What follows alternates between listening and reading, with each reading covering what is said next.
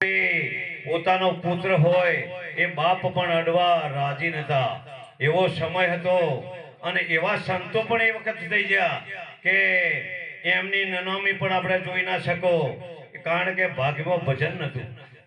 આ ભાગશાળી આત્મા હોય અને કોઈ એવા સંચિત કર્મ પડેલું હોય અને અગલા જન્મનું જો પુનાઈ પડી હોય તો આપણી પાછળ ભજન જ થાય. બધોની હાથે ભજન થતું નથી. અને કદાચ ભજનનો યોગ હોય પણ એવું સંકટ આવે તો અમે હરેક ગામમાં આપણે એમ જ કહેવું પડે કે ભાઈ અમે સંજોગ વસાત ભજન બંધ રાખ્યું છે, એટલે હાલ ભજન બંધ છે. સંજોગ વસાત એવું થાય એટલે ભાગ્યમાં ના હોય ના થઈ શકે. તો આવા અમારા ભક્તરાજ એવા શિવરામદાસ એમના ગુણ ગાઈ શકીએ એમ છે નહીં, કારણ કે પોતે સેવાદારી હતા. જે જાણે જુઓ ત્યારે, અને હું જાણે જોવા આવતો અમારી દીકરીને તો આવું તો ખરેખર એ સમાચાર ઓપડતે માતાજીને બે ખરેખર અમે જો સુધી ઘેર ના જાય ત્યાં સુધી ઉઠતા પણ ના.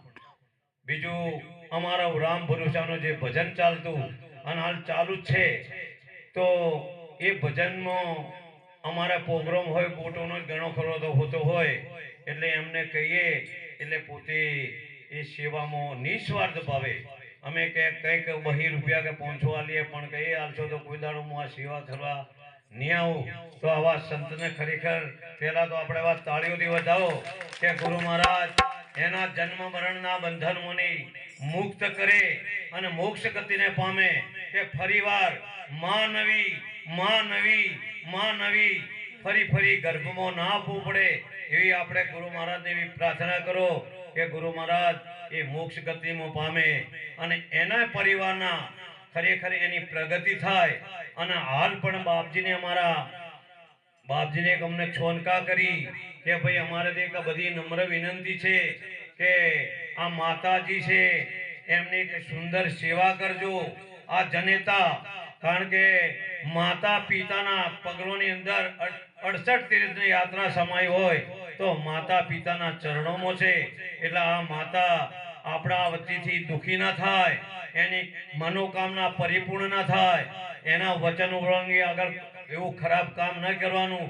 એ માતા પિતાના જો વચનમાં રહી અને એની જો હારી સેવા કરશો તો ગુરુ મહારાજ તમારા ડંકા વગાડે અને જો માતા પિતાને જો સેવામાં તો પાછા રહ્યા તો પાછળ દુઃખ સિવાય બીજું કોઈ આવે નહીં. કારણ કે માતા પિતા બધું સર્વસ્વ હોપી દે, ધન માલ મોતીના ભંડાર રાજમહેલ બધું હોપી દે, પણ એક વસ્તુ માતા પિતા આપણને કદી આપે નહીં. શું ના આપે? આશીર્વાદ. માતા પિતા કોઈ દાડો આશીર્વાદ આપે નહીં. આપે તો શું આપે? તારું હારું થાજો ને તારું ઓમ થાજો ને આ થાજો, એ ગલુડિયો જ કહેવાય. આશીર્વાદ આપવો ના પડે, આશીર્વાદ જાતો રહે. કારણ કે સેવા એવી હોય અને એનું હયું ગદગદ ઊંચું થાય, પગલા સંતોનો જ્યાં થાય જીવન ધન બની જાય. એવા જો માતા પિતાની સેવાની અંદર આપણે પારંગત રહીએ અને જો એ સેવાની અંદર બરાબર આપણે કાર્ય કરીએ હોય તો ખરેખર ભગવાનને ખોળવા જવું પડે નહીં. પંડરીશપુરની અંદર ભગવાન પંડરીશના જે કીચ ઉપર ઉભા છે એમના મૃતલોકની અંદર થયું કે એવું કોણ છે કે એના માતા પિતાની સેવામાં પારંગત, એટલે ભગવાન પોતે એના દર્શન કરવા એના દ્વારે આવ્યા અને દરવાજો ખટખટાયો. કારણ કે બોલો કોણ આવ્યું? કે હું તમારા, કે ભાઈ મને હાલ સમય છે નહીં. કે ચમ? કે ભાઈ હાલ મારા માતા પિતાની સેવા, જો એને સ્નાન વિધિ અને એમના કપડા અને એમને જમણવાર ના કરે સુધી હું તમારા દર્શન બાપુ જે હોય હું કરીને. તો કે શું કરવાનું? એ બાર એક ઈટ આલી અને ઈટ ઉપર ભગવાનનું આસન થયું અને જો ભગવાન એક ઈટ ઉપર ઉભા છે પંઢરપુરની અંદર, જો પંડરીશપુરમાં તો ભગવાનનું મંદિર છે પણ એ ઈટ ઉપર ઉભેલા છે. ચમ? એ પોતે જે પંડરીશનાથ પોતે એના માતા પિતાની સેવામાં હતા અને પરમાત્મા પણ એના દ્વારે આવ્યા કે લાવો આ સંતનું હું દર્શન કરેલું. આ માતા પિતાની સેવાની તાકાત, ભગવાન પણ તમારા દ્વારે ખડા થઈ જાય. એટલે માતા પિતાની ઓતડી કળકળાય ના. અને ખરેખર અમે તો અવારનવાર જોતા કે સબરીબાઈ જ છે એટલે સબરીબાઈનું અહિત ના થાય એવું વર્તન કરજો, કારણ કે આપણો પરિચય છે. એટલે ખૂબ ખૂબ ધન્યવાદ કહેવાય. તો હું એ સંતોએ આપણને એક જ વાત કરી, માતા પિતા ઉપર જ હરેક પ્રશ્ન. પહેલું પગથિયું જો ભક્તિનું હોય તો પહેલું પગથિયું થયું ચોથી ચાલુ થાય, ભજનમાંથી ચાલુ કદી ના થાય, માતા પિતાની સેવાથી. આ પગથિયું જો સત્ય છે તો બધા પગથિયા તમારા માટે મેળી ઉપર ચડી શકશો. પણ પહેલું જ પગથિયું ના હોય તો કેવી રીતના કૂદકો મારો? એટલે પહેલું જો પગથિયું હોય તો માતા પિતા, બહેનો હોય એમને પણ આપણો જે સાસુ ને સસરા, કારણ કે આપણા પંચદેવોની સાક્ષી આપણા માતા પિતાએ આપણને પોતે આપણા એના પતિ એક પરમેશ્વર કહેવાય, અને સાસુ સસરા પણ એ પોતાના મા બાપ છે. એટલે એ જોણી પણ એ મા બાપ જે આપણા પિયર પક્ષમાં હતા એ આપણા માતા પિતા જે બુંદના માતા પિતા હતા, અને સસરા પક્ષમાં જ્યાં પછી એ ધર્મના માતા પિતા કહેવાય. એટલે પેલા માતા પિતામાં આ માતા પિતામાં કોઈ ફરક છે નહીં. એટલે બહેનોને પણ આપણે એવી નમ્ર વિનંતી કે આપણા માતા પિતા હોય, સાસુ સસરા હોય, એ પણ મોટામાં મોટું તીરથ છે. અને આ જો તીરથ તમે બરાબર કાર્ય, કારણ કે એક અહેવાલમાં હમણાં વાંચવામાં આવ્યું કે એક શેઠ હતા અને શેઠાણી હતા, અને એ બે અને એની સાસુમાં હતા. એટલે ઘણી વાર થાય ને બચારા જજરીતના મોચામાં બેઠેલા, એટલે ઘણી વાર થાય કોઈ પોણી માગે ને કોઈ તો ખાય. એટલે પેલી બેનને નક્કી થયું કે આ ઘડીએ ઘડીએ કૂકવા પાડ કરે માં, એટલે આપણો મેળ પડે નહીં. એટલે એને એક મસ્ત ઘંટડી આવીને મૂકી દઉં કે માં ઘડીએ ઘડીએ ટેટવાળા નહીં પાડવાના, આ ઘંટડી વગાડો એટલે તમારે પોણી જોવે તો આવી જાય, ખાવા જોવે તો આવી જાય, આ બધું આવી જાય. એટલે શેઠોણી આવો ઓર્ડર કરી દીધો પોતાની સાસુને.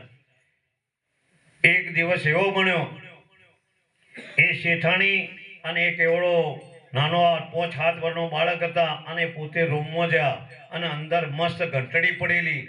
એટલે નાના છોકરાની લક્ષાર્થી જુ કે માં આ બધું તો ઠીક છે પણ આ શું છે? એટલે કીધું બેટા બરાબર છે કે પણ છે શું? તો કે માને કોઈ કીધું કે વસ્તુ જોવતી હોય તો ઘંટડી દબાવવાની, એ પોણી માગે તો પોણી હાલવાનું, ખાવા માગે તો ખાવા હાલવાનું, આ ઘંટડીથી. હા તો કે બરાબર છે. તો કે બાય મમ્મી હવે એમ કર, તારો વારો આવશે એટલે હું મોટી ઘંટડી મૂકીશ, તારો જે વખત આવો વારો આવશે એ દાડે હું મોટી ઘંટડી મૂકી, એટલે તારે દબાવવાનું, તારે જે જોયા આવશે.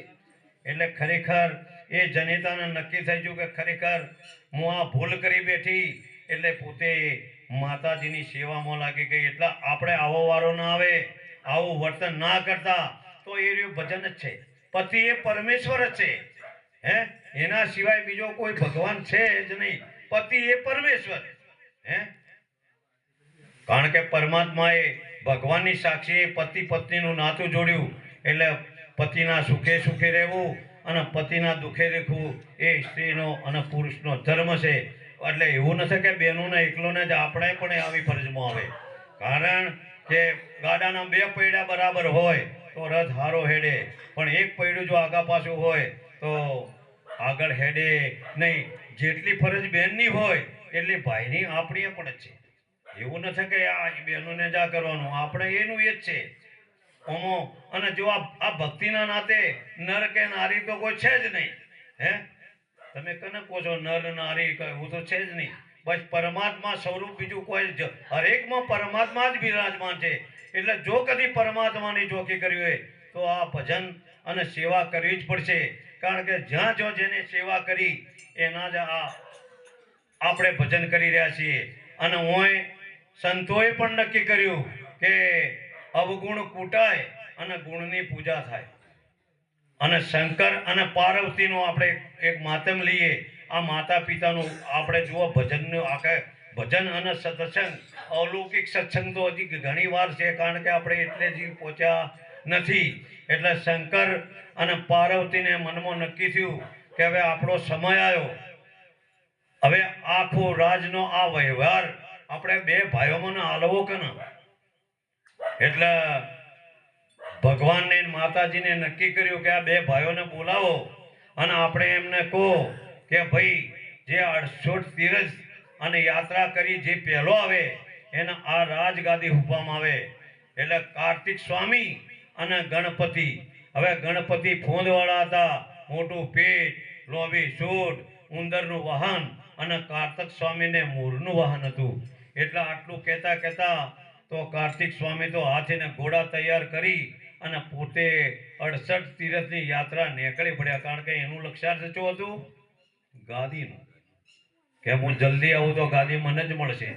અને એને નક્કી થયું કે આ ગણપતિ તો હાલી કહેવાના છે ના, એટલે હું આ 68 તીરથ ફરી અને હું ગાદીનો અધિકારી હું બનીશ. એ તો નીકળી ગયા. અને પછી ભગવાનનો વારો આવ્યો, ગણપતિનો, કે મારો બેટો આપણે તો હવે હેડા એમ છે ના, ઉંદરનું વાહન. પછી એમને નક્કી કર્યું કે શાસ્ત્રોની અંદર એમ બોલાય કે 68 તીરથ આપણા માતા પિતાના ચરણોમાં હોય તો એના આગળ શું? હે, ગીતામાં પણ પેલું કે માતૃદેવો ભવ, પિતૃદેવો ભવ, પછી આચાર્ય દેવો ભવ, અને ત્રીસરા નંબરમાં અતિથિ દેવો ભવ. એટલે પહેલામાં પહેલું ચરણ હોય તો માતા પિતા છે, એનાથી બીજું આગળ કોઈ છે નહીં. એટલે પોતે ગણપતિને વિચાર કર્યો કે આ શાસ્ત્રોમાં બોલ્યા તો શાસ્ત્રોમાં તો એક પ્રશ્ન પણ વિરેથ હોય નહીં, કરોડ કરોડના શબ્દો ટોકેલા છે. તો શાસ્ત્રોમાં નિર્માણ કર્યું તો 68 તીરથ તમારા માતા પિતાના ચરણોમાં એમને એક સરસ સિંહાસન બનાવ્યું, અને સિંહાસન બનાવી અને માતા પિતાના આરાધના કરી કે તમે આ ગાદી પર બિરાજમાન થાઓ. કે બોલો કરવું છે શું? તો કે આ હું 68 તીર્થ યાત્રામાં જવાનો છું, તમારું પૂજન કરીને મારે જવાનું છે આ તીર્થયાત્રામાં. એટલે ભગવાનને એમનું ચરણ પ્રખાળી ચરણામૃત લીધું, પૂજન કર્યું, આરતી કરી, અને પરમાત્મા માતા પિતાના 4 ફેરા ફરી અને પોતે માતા પિતાના ચરણોમાં ઢળી પડ્યા કે મારું 68 તીરથ આ હોય માતાજી પૂરું થાય. શાસ્ત્રો કહી રહ્યા છે કે માતા પિતાના ચરણોમાં છે. તો હવે હોય માતા પિતા તો પેલો તો માને કહેવાય ન થયો, હે, કારણ કે એનું લક્ષ્યાર્થ પડ્યું હતું ગાદીમાં, અને પેલાનું પડ્યું હતું માતા પિતાની સેવામાં. 68 તીરથ સદગુરુ ચરણે. જો માતા પિતાનું તીરથ એને કરી એટલે સીધા ગણપતિને લઈને ખોળામાં લઈ અને એમને કોઈ બી કાર્ય હોય તો પહેલી ગણપતિનું જ આહન થાય. હે, આપણે ખેતરમાં કદી કોદાળી લઈને કે જય ગણેશાય નમઃ કરીને કોદાળીનો ટચકો ગણપતિનું નામ લેવું, એટલે ગુણની પૂજા થાય અને અવગુણ કૂટાય. એટલે છેલ્લે એનો જ વારો આવ્યો. કાર્તિક સ્વામી બધા આવ્યા તો કે વાર્તા પટી છે કે છે શું? તો કે જે કરવાનું હતું એ ના કર્યું. એટલે હું એક આપણે સવા ભગતની મોણી આપણે રજૂ કરીએ. નહીં, ના જાણી જીવની જાત રે ભાગી, કે તે તારા માટે શું કર્યું? આ મેળી જુઓ, વિવાહ ઓળખો, મામા ઓળખો, ફેક્ટરી ઓળખો, બાજુ ઓળખો, પણ પોતે પોતાને ના ઓળખો કે આમાં હું કરવા વાળો છે કોણ? કે ભાઈ બોલો બતાવો તો ભાઈ કા જગદીશભાઈ બતાવો કે છે ચો. જે કરવાનું હતું એ ના કર્યું. ના જાણી જીવની જાત રે ભાગી, કે તી તારા માટે શું કર્યું? હાલ રાઠોડ મહારાજની ઓણી આ બાપુ બોલ્યા કે જોજે જોજે માનવ રંગ જાય ના, તને પાછળ પસ્તાવો થાય ના. આયા છીએ મુસાફરી રે તારી પૂરી થશે, પાછળથી પસ્તાવો થશે. હે, મુંબઈની ટિકિટ લીધું અને પાલનપુર ઉતરવાનું હોય અને કદાચ ટીટી એમ કે કાકા હેડો દિલ્હી ઉતરજો તો ઉતરો, કે ભાઈ મારું સ્ટેશન આવી. એટલે મુસાફરી પૂરી થાય, પાછળથી પછતાવો થાય કે સાળો હું કોઈ ના કરી. હે, પછી આગળ સંત શું બોલ્યા?